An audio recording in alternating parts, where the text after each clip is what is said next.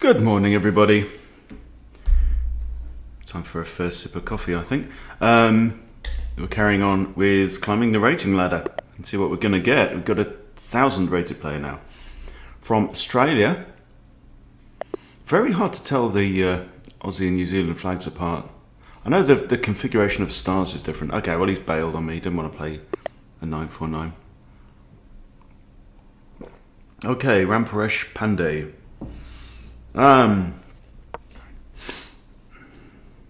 Got some normal kind of stuff. Let's play a Vienna. Not played a Vienna in ages. And a Vienna Gambit. Why not? Let's settle in. Now, 1,000 rated players, are they going to be familiar with the Vienna Gambit? I'm sure they'll have seen it.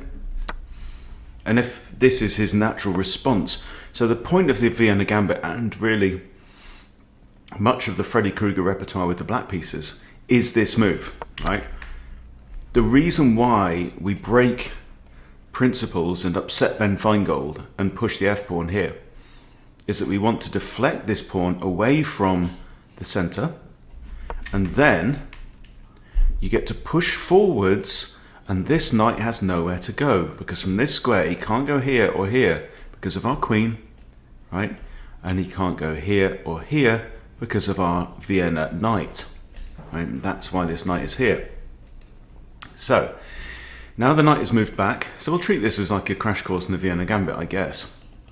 The big risk is queen h4 check, and likewise queen h5 check if you're playing one of the dark side variations. So the move here is knight f3 because it prevents that. It prevents queen h4 check. It defends this pawn here, and this move does nothing because I can simply play d4, which is a move I'd love to play anyway. The pawn is defended by my queen, and the bishop's going to have to clear off. We see that in both variations, and now we can simply recapture our pawn, having moved the d pawn with tempo. If bishop takes here, then b takes. There we go. And look at this. Look, where's black's development? He ain't got none. He ain't got nothing. Right, next question is, where do we want to put our bishop? And there are two good squares. Very traditionally, it comes to c4, like in the Smith-Morra. And I don't see any reason not to put it there. b3's potentially a nice place for it as well, if our opponent tries to...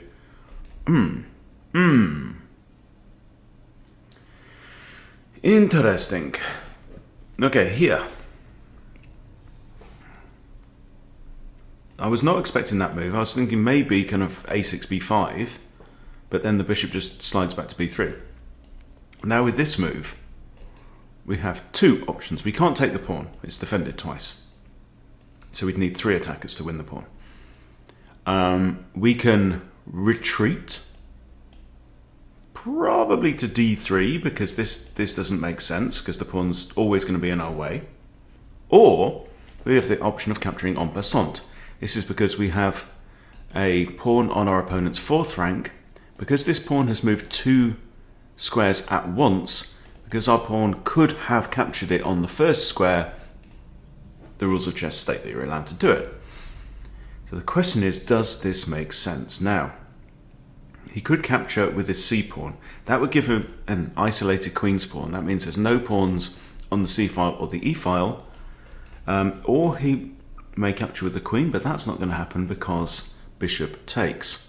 So I'm thinking we take en passant, allow pawn takes. If he does, we're then going to short castle. And again, this is another theme. Because we've eradicated our f-pawn by gambiting it here, right? We pushed it to f4, it got taken, but then we've won it back. We now have a semi-open f-file. Okay, so I'm going to capture here.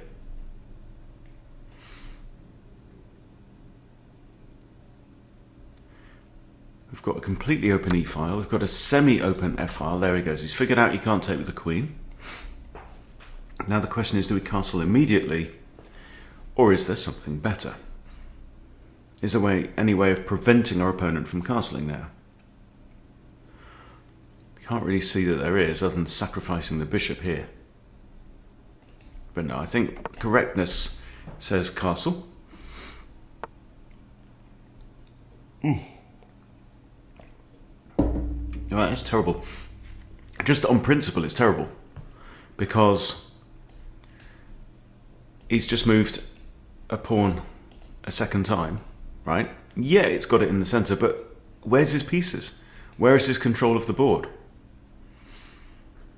If I go here, he's got 3 reasonable options. So there's no point in, like, you move like this, yeah, it comes a check. Now, check doesn't score you anything. There's no points for landing a check. You know, it's not like boxing where you land a blow to the head, so everyone goes, oh, that's worth a point, right? It's not a score. It's, in this case, this, and then I've got to make up my mind what I'm going to do. If I trade, he develops his knight. So what's happened? What's happened is I've eradicated a developed piece in return for a non-developed piece, and invited my opponent to develop a piece. That doesn't seem like a good deal, right? So we're going to drop back to d3. We may then address our attack on this corner rather than here. It's all good.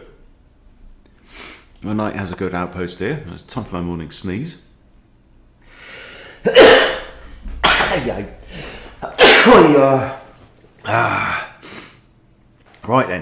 Right then.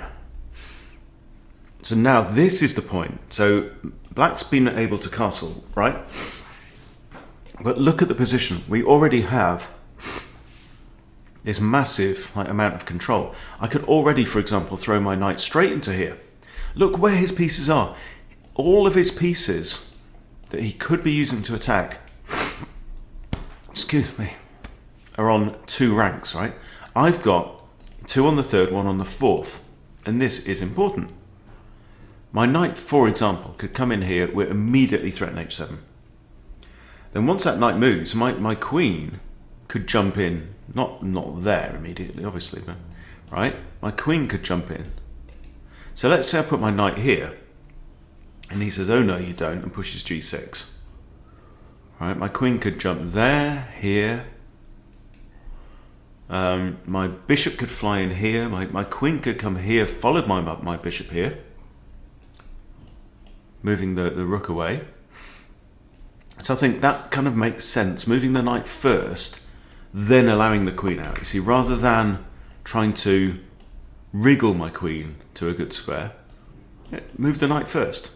And then my queen's got a lovely diagonal with 2 squares that I know are decent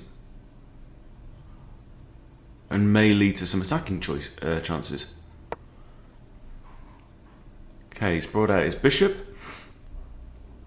That stops my queen coming to this square, of course.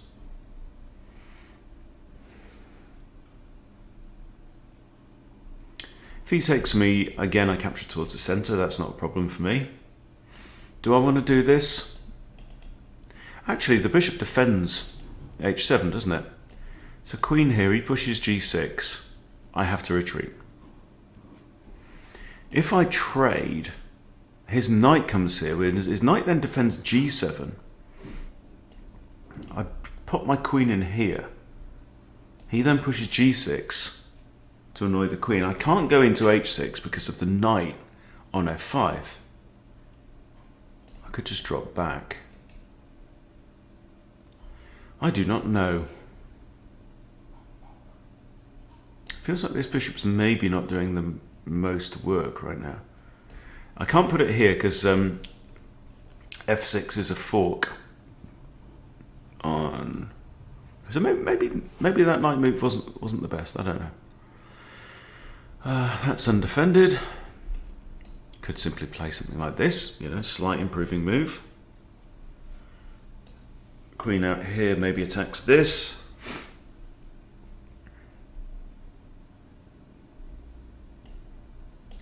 Here, and he takes, I have to recapture.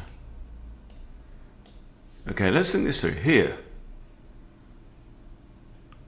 if he takes, I recapture, I'm threatening mate. So he has to push h6. I kind of like, let's go for it. Let's go for the attack. I'm trying to develop my attacking abilities right now.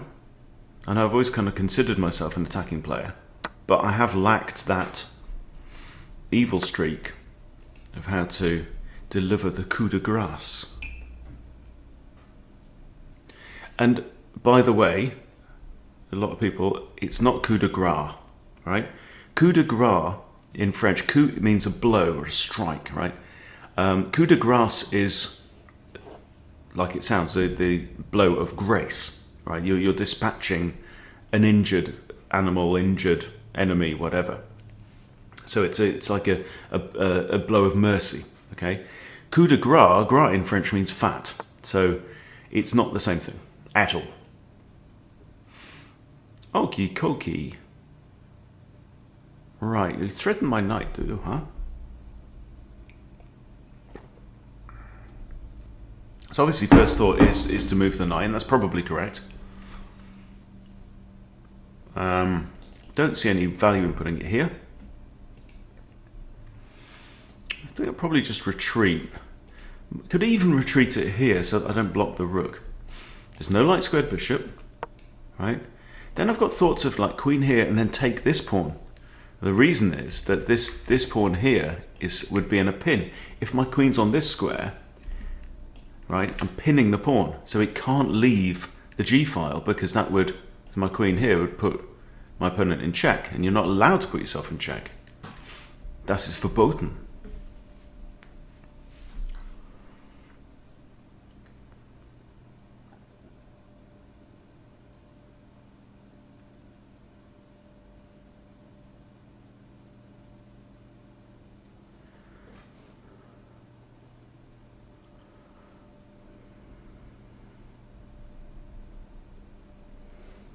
So I've got, the makings of an idea. Still, my opponent's development is somewhat pitiful.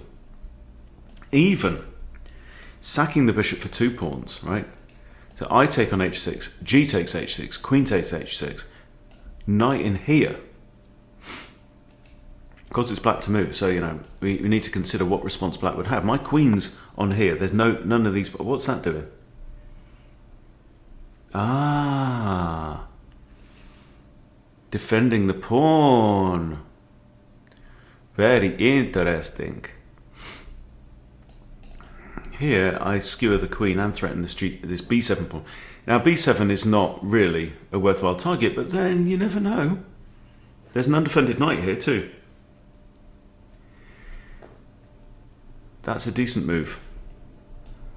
I'm going to evaluate rook a b1. That might be a nice move as well, hitting the undefended knight and the rook. So if I do this, what's queenie going to do? I don't know if it's worth a whole move, a whole tempo, to ask that question. What about rook fe1, attacking this knight? Now the knight might then go here, which maybe I don't really want to encourage eyes.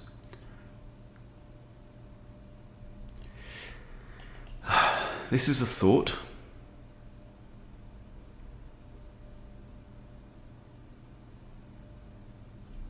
Should I put my queen here anyway?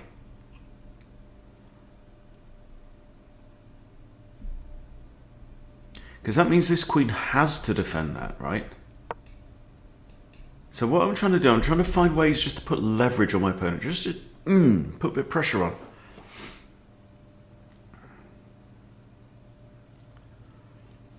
See, if this queen ever for a moment stops defending this pawn, now he might still play knight here, we accept that. But if his knight moves here, for example, my bishop can take that pawn for free because of the pin on this one there. Right? If I play rook a b1, the queen has to move sideways and she can't go there, for example. Can't stay there. So she's got a few places where she could go. Could even drop my queen back here and stick my bishop in there, but that kind of then removes the option of capturing on h6 anyway. Queen here, no, because it's defended twice. There we go. That I think is a decent move, and what I'm going to do, I'm just going to drop my bishop back down here, One reason is because it just defends his pawn, which was previously undefended. This one's also undefended, has to be said.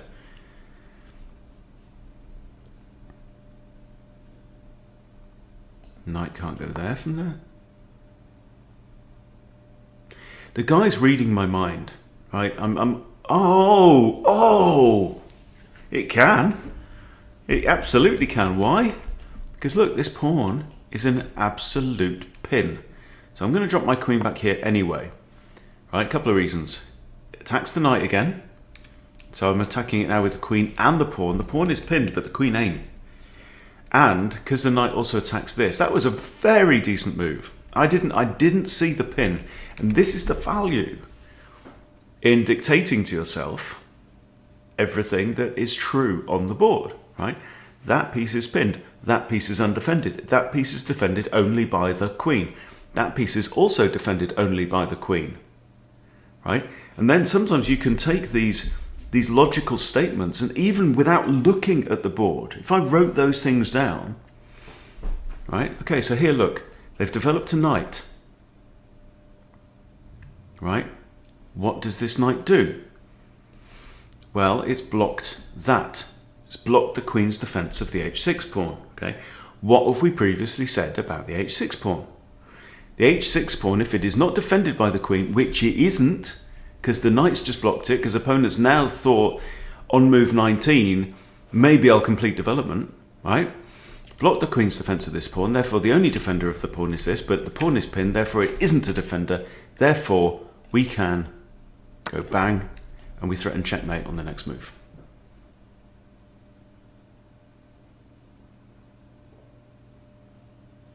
So you can see what he's trying to do. He wants to leave his knight in the middle of the board. He wants to maintain this pin. He wants to defend his knight. And he's done it. The problem is that he forgot a key thing. And that is the thing. The thing was, because he pushed h6 a few moves ago on move 15, right? So I did this. He then pushed h6 to kick my knight. My knight just moved away, right? But forever he's then made this pawn a potential hook. A hook means it's a pawn that you can attack to open up the king's defense, right? As I understand it. So he does this, right? I come back to pin this pawn. Literally. And you remember I said I moved that because I want to layer up potential threats, leverage, right? Pressure points, okay? And we identified this as a pressure point. This pawn is no longer defending that because it's pinned, right? Okay. Anyway, so he's moved his knight back. What that means is that this pawn is now no longer pinned. This pawn is now free to move there or there. It can now move off the g-file without putting black in check. That means this bishop is now en prise, which means it can be captured. Okay, so I'm thinking the correct course of action now is to move the bishop away. There's nothing in this, is there? I play knight f4, he takes. I take his knight, he takes, I take. King goes here, queen goes here, check. We can end up repeating, and I just haven't got enough material. Hang on. My knight's on here, right? No, no, everything's gone. I haven't got a knight, I haven't got a bishop. Forget about it. Forget it. Right, so I think just dropping straight back here. Another option could be like rook ab1, now threatening the queen. But what does that achieve? The queen goes here.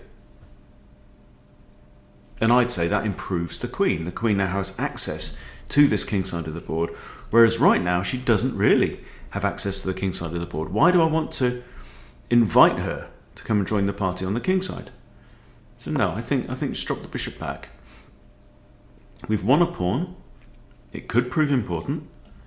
I have options to trade off this knight now. Got very good control over f4. Right, I might send Harry off. h4, h5, h6. Again, Still just keeping this pressure. Harry, when he gets to here, will dislodge this knight. When he gets to here, is annoying this pawn. Okay, opponent is now scrabbling for a defense. I still have this open file here. The queen has now opened up, by the way, as well. So again, another decent move from black. Okay.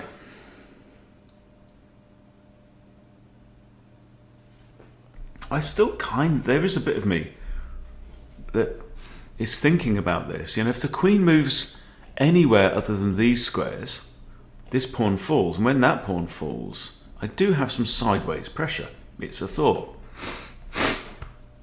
Oh, don't forget to think sideways. Okay, how about this idea? Knight takes, maybe bishop takes. Bishop in here, perhaps. I'm not up in pieces, I'm up in pawns. But I think I need to move this knight somehow anyway. Now another idea is this. There, queen h3, queen h7 mate. So I do this.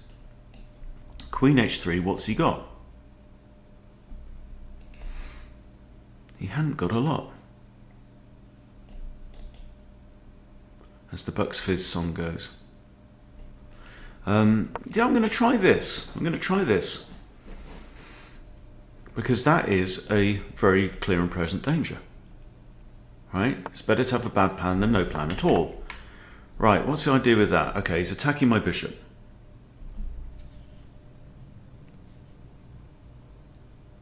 The bishop is also the only defender of c3. Now what if I just do this? Right? I'm threatening mate, so he's got to do something about it. If queen here, what can he do? Knight here doesn't work. There's nothing he can do with this knight to prevent the queen from coming in there. He can move his rook. So my queen's on here. He has to move his rook. I come in here anyway with check. King goes here. Rook takes f7 check.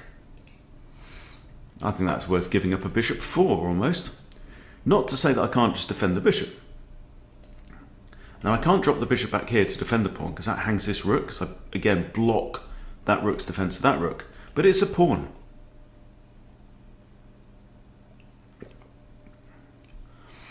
I've been pretty impressed actually of the moves that my opponent is finding. He's thinking it through.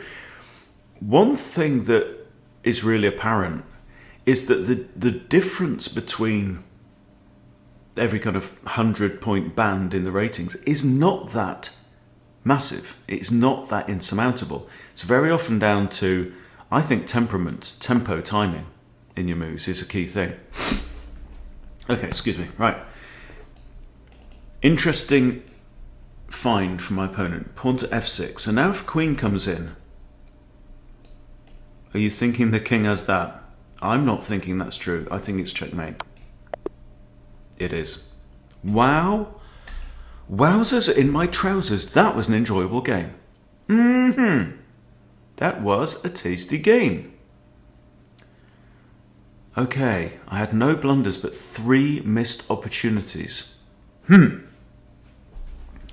So according to this, I played like a 1000 and my opponent played like a 6. I think that's rude. Okay, I'm going to grab this and we're going to take it over to an analysis board. So what, again, what's it said? 100650, right. So here we are on the analysis board. Just say yes to all friends. Okay, and I'm going to remove this. 100650.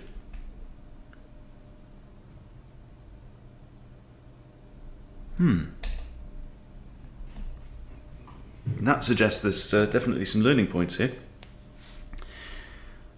Look at this. It's pissing me off, right? It says I played very well in the opening, questionable in the middle game. Now it's saying I'm playing like a 1450, and opponent played like a 1000. That is the objective assessment without prejudice from chess.com. It's annoying me. Okay. Anyway, so we've got some misses. This is interesting, so let's go through it. Book, already inaccurate. Right, and if you look on Lee Chess, you'll see that the win rate for white from the Vienna Gambit accepted is remarkably high. This is the whole point of this repertoire. Okay, bishop c5 is a mistake because it allows d4 with tempo. Okay, we recover that. We're nearly 2 pawns up already. Just a few moves in. Not great, 2.5 pawns. Okay, but I'm interested in, okay, bishop c4 is excellent. Is there an even better move? Okay, bishop d3, the alternative. Okay, they push this, we capture on passant, great move. Okay, happy days. And we castle. Yeah, going straight in with the knight. We did think about it. So let's say we do that and then they just castle. It's queen h5 threatening mate. I just forget about the castling, right? It's like start the attack now, right? Anyway, we don't do that. We castle now, which I said was kind of principled and whatever. So we could go in for the throat. And the computer says you should have gone in for the throat. Bishop d3 is excellent, but look at this, knight g5. Knight g5 was best here, right? Giving that up, if they take, sack another piece, are you kidding me? If king takes, you have this, winning the queen. Wow. And that is why the Vienna and this whole kind of gambit thing is so exciting. Look, just, you see, I talked about not having the f-pawn, yeah? So the point of this is this semi-open file. So you can just like, here, sacrifice everything, give up the bishop, give up the knight, right? If king takes, it's got to be that. Yeah, bishop c7, check. Discovered check by this. King moves back here, you win the queen. You're actually +4 materials. Plus, you've got a safe king. Well, you're +4 temporarily, you're +1 now. But that's not the point. You're +3.4 in these terms. And now it's saying just charge forward with Dave the d-pawn. Or queen h5. It's all good, right? And it's kind of shooting fish in a barrel. Where is the barrel? It's the 8th rank, because all his fish is still in there. Interesting stuff. Anyway, I've got distracted. Where did we go wrong? Okay, so we did this. Retreat the bishop. Castles. Castles loses material, but I missed it. I came in with the knight now.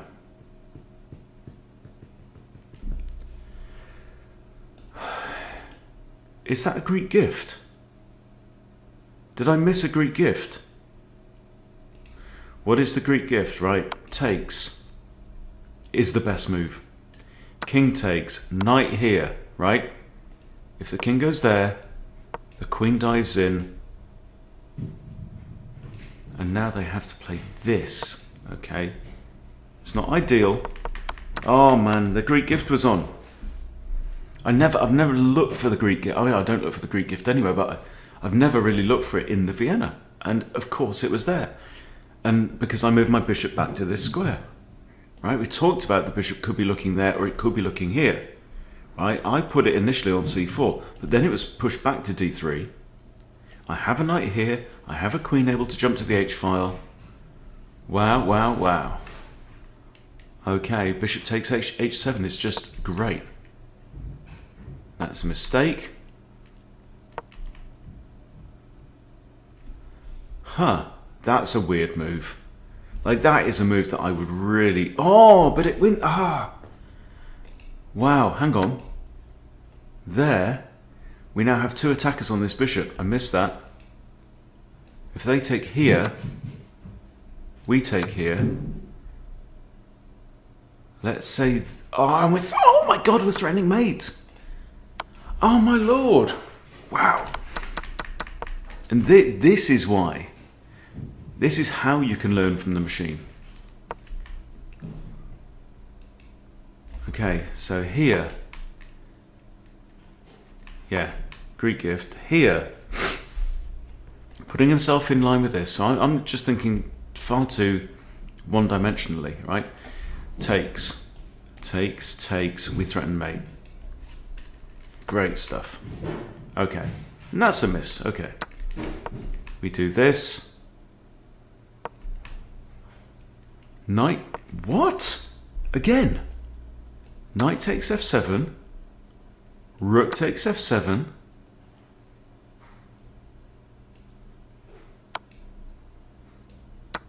Kind of forced.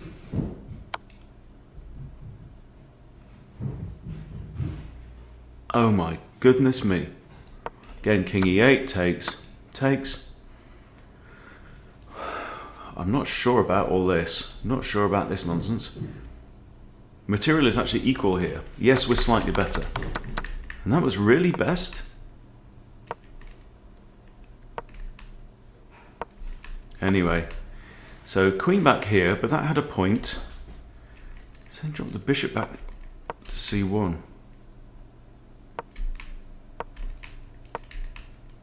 And that's a mistake.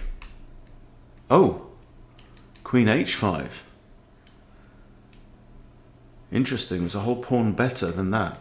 But I wanted to put my thing here. Why? Because my opponent is a human. Stockfish is basing everything off your opponent or both players playing the most accurate moves. They don't do it. Why? Because that's a blunder. Okay? It's actually saying here that rook b1 is the best continuation, but we didn't need to do that. Hang on. So rook b1 here was better. And that is actually a missed opportunity. Knight g6. We come back.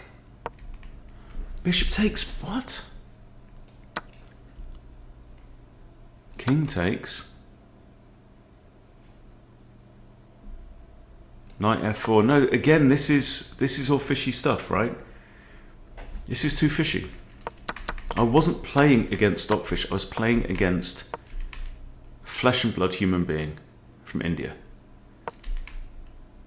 That's inaccurate. That's inaccurate. That's a mistake. Because now we come in for the kill, right? And that's just, yeah, mate in one. Right? That's how it works. You are playing against real people. Meat-based 3D opponents. But even in a game like that, and even when I'm trying to play in a principled way, the computer is showing me some real flashes of beauty. And, you know, if you're a Vienna player, knock yourself out. I mean, there's some fantastic stuff in there. Just from what Stockfish has said. And Stockfish has got no creativity whatsoever. He doesn't understand beauty. He doesn't understand elegant aesthetic moves. It's just a number cruncher. But it can teach you stuff like, you know, like AI generated art. It doesn't know what it's doing. It doesn't know what beauty is. But it can find beauty accidentally. So very, very interesting. Anyway, so we got the win.